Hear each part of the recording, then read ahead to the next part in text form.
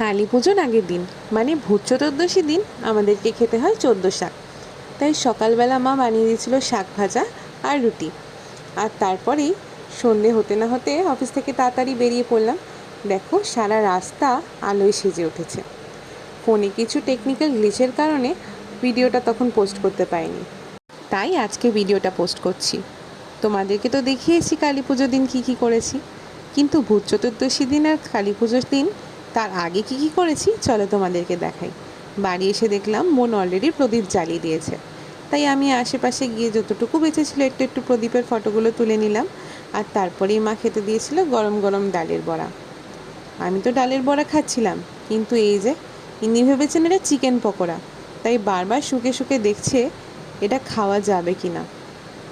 তিনি আবার নিরামিষ খাবার একদমই পছন্দ করেন না। আর এই হচ্ছে আমার অফিসের ডেকোরেশন কালী পুজোর জন্য। দুর্গা পুজোর মতো তো হেভি কিছু না হলেও একদম সিম্পলের মধ্যে সাজিয়েছিল। ছুটি হওয়ার পর বিল্ডিংয়ের নিচে গিয়ে একটুখানি ফটো তুলছিলাম। এই ড্রেসটা দেখছো, এটা আমাকে আশমিরা গিফট করেছিল।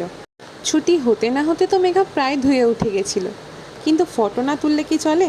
নিচে ফটো তোলার সময় দেখলাম ম্যামও বেরোচ্ছে, তাই ম্যামের সাথেও কয়েকটা ফটো তুলে নিলাম। আর এরপরেই যখন সন্ধেবেলায় বেরোচ্ছি দেখছি গ্রাউন্ড ফ্লোরটা এরা প্রদীপ দিয়ে সাজাচ্ছে। ইলেকট্রিকের আলো যতই সুন্দর হোক না কেন, প্রদীপের আলোর সামনে তার তুলনা হয় না। তোমাদের কি মনে হয়? ঝটপট কমেন্ট করো।